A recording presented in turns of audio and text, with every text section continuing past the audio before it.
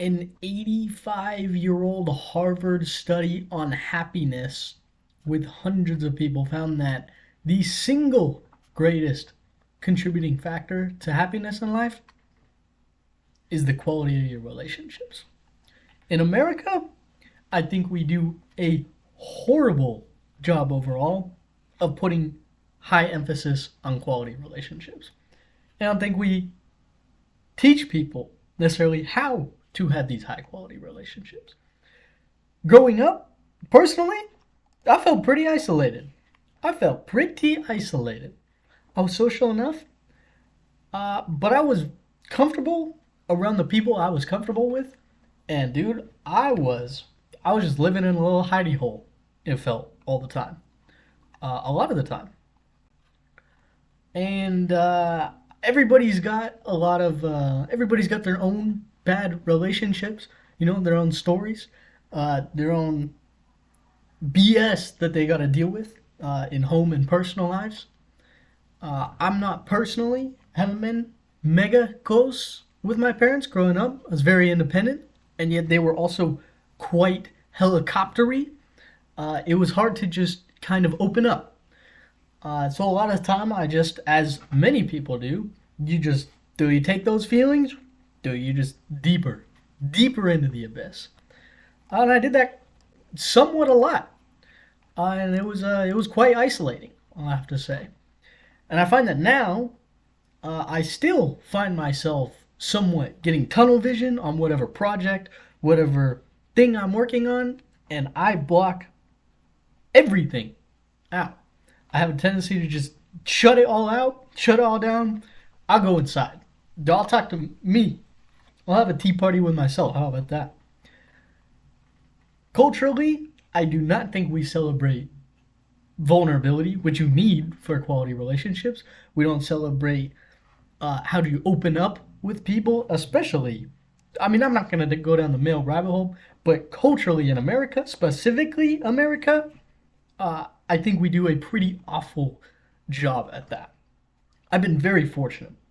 I feel very loved by my parents, and I felt loved in romantic relationships that I've been in, and I've been fortunate to be able to, I guess, somewhat have developed that trust and openness. And more so, I've had friends that are just very social and very welcoming and very thinking about relationships to have welcomed me in and just scooped me up and say we're friends now. And I feel unbelievably grateful because on my own, sometimes I just block everything out. I'm going to just talk to myself. I bring this up because it's a little bit disconcerting. It can be immensely isolating. They say what? You're a combination of your five closest friends? Overall, I think we do a pretty awful job at developing those quality relationships and listening to each other. Frankly, uh, the studies and any studies you look at on longevity, quality of life, it is always community is a massive component. Culturally, I do think that is one of the greatest things that religion does offer in modern day is that community. If you get nothing else out of it, you do get a community. You look at Blue Zone studies, the place on earth with the highest average life expectancy, and community is always a part of it. You look, I think there's five of them across the globe. They all have tremendous community. People who say they have the highest amount of purpose and fulfillment, it is from helping other people. There's a fantastic article and book written by this caretaker, and she worked with the old people who were dying. And the fourth most common regret that was listed was I wish I had stayed in better touch with my friends. The stories in this book, incredible. And they're eye opening.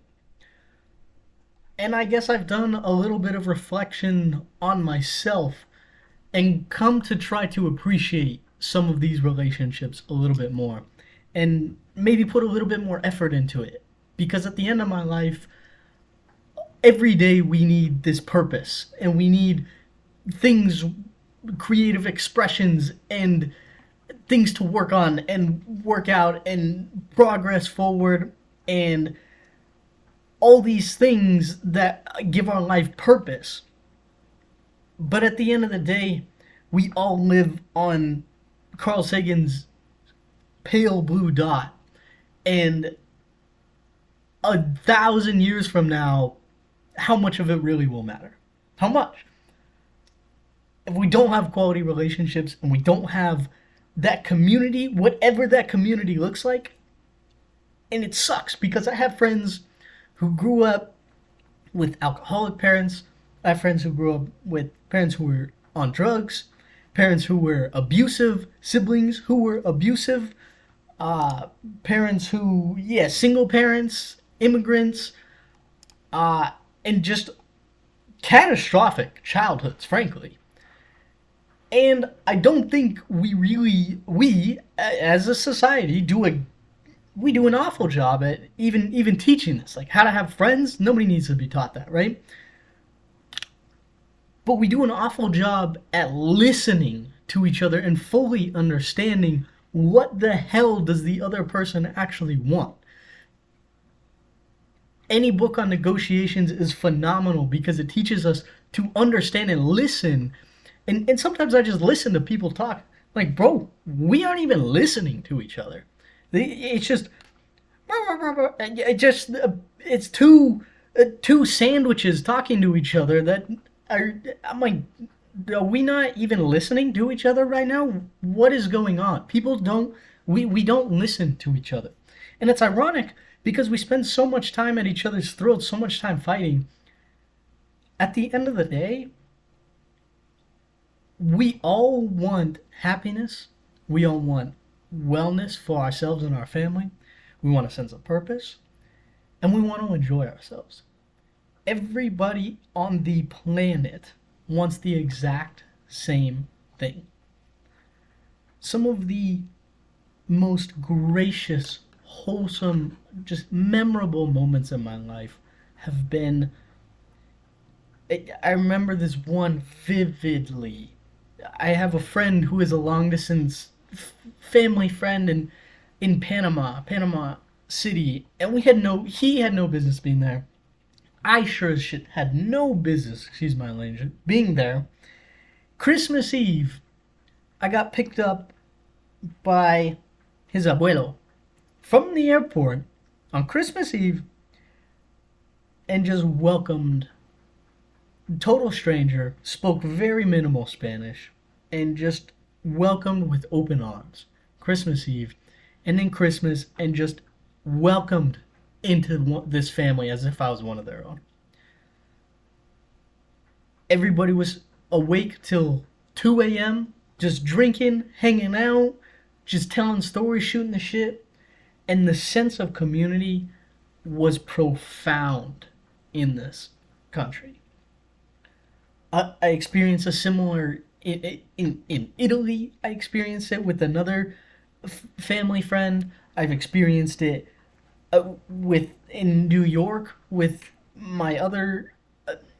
Point is, everybody wants the same thing. We're all trying to get after. We want the sense of purpose. We want this well-being. Everybody wants the same thing, but we do an awful job at listening to each other. And we have these people who are inspirational in our society who create tremendous things. You look at guys like Steve Jobs, for example, and he built this incredible company, incredible product, and quite literally advanced civilization forward. Listen to his biography I did by Isaac Isaacson, and it opened my eyes because Steve Jobs had shitty relationships. He treated people awfully, and he gets stuff done.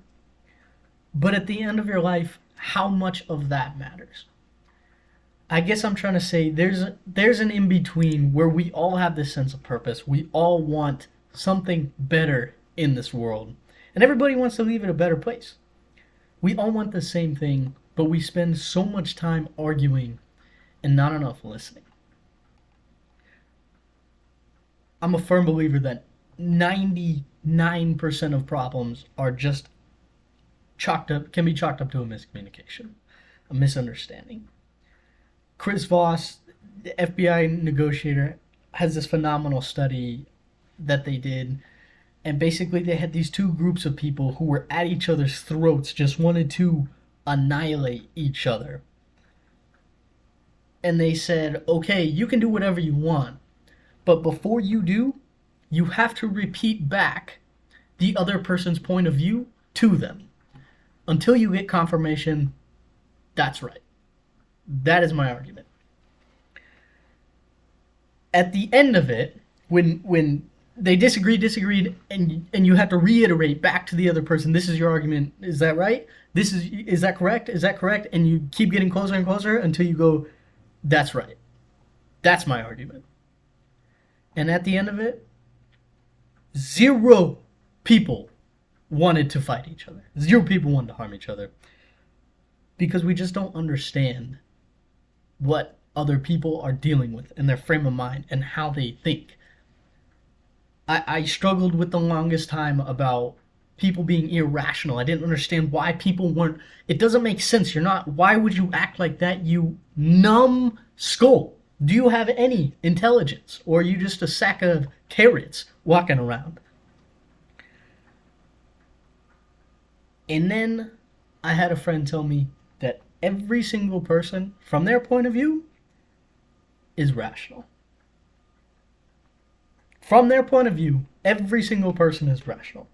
And if someone is acting irrationally, or it doesn't make sense, or they're being so dumb, it's because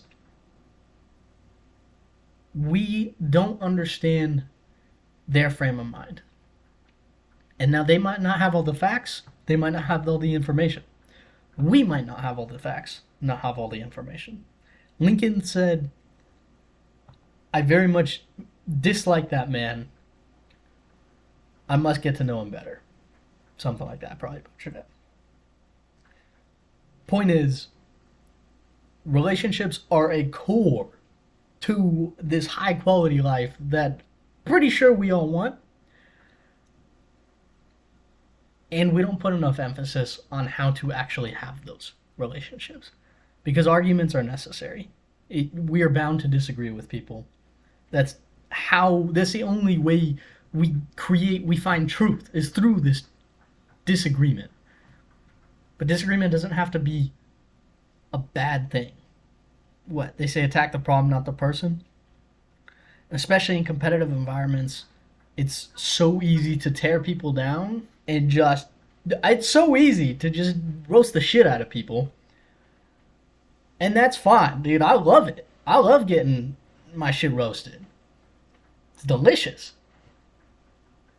But that's not how we create long-term fulfillment and purpose. And we also need to know how to negotiate, how to disagree, how to get into arguments, and how to have these high-quality relationships. And that's something we can all learn from.